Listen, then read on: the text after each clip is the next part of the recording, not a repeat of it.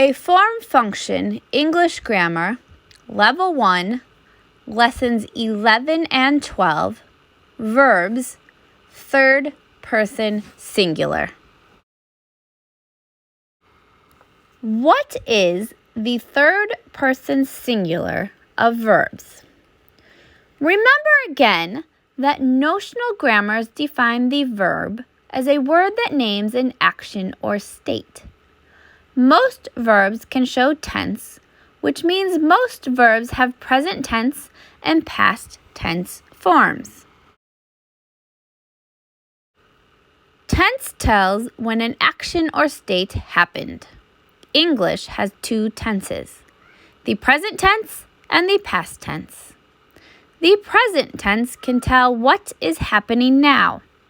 The past tense tells what happened before now. For example, look at the sentences, I giggle now and I giggled earlier.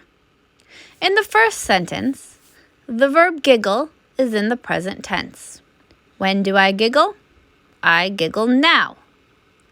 In the second sentence, the verb giggled is in the past tense. When did I giggle? I giggled earlier. The present tense, again, can tell what is happening now. In the present tense, most verbs have two forms. The form depends on person and number. Remember that person, or grammatical person, is a grammatical category that distinguishes between participants in a conversation.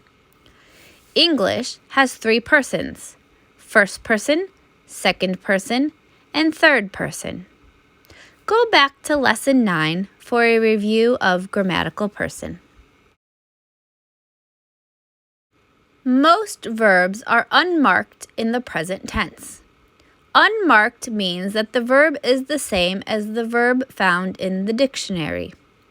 For example, the verbs jump, play, teach, and cry are unmarked.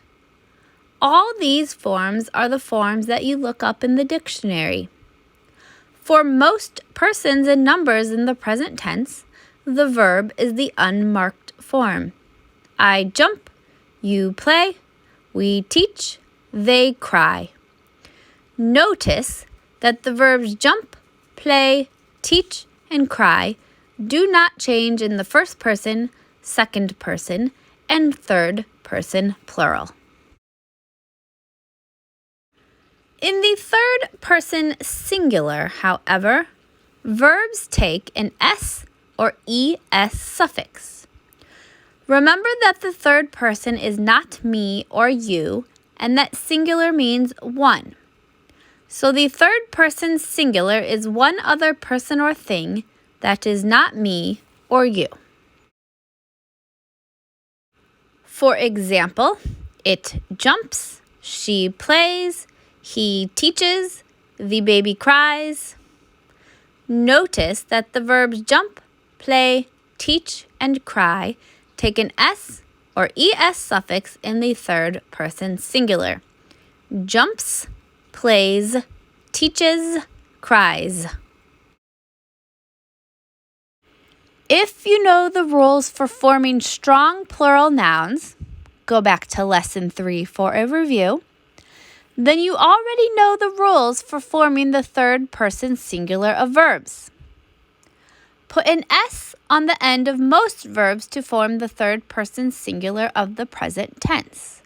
For example, the verbs read, sit, throw, and walk all take the S suffix in the third person singular.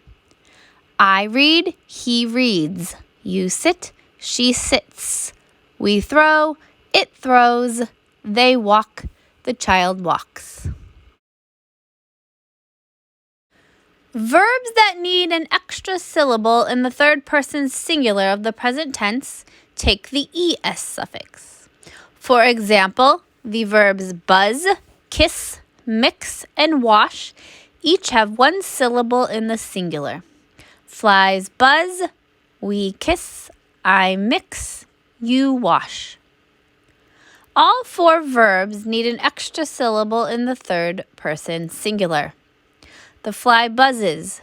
She kisses. He mixes. She washes.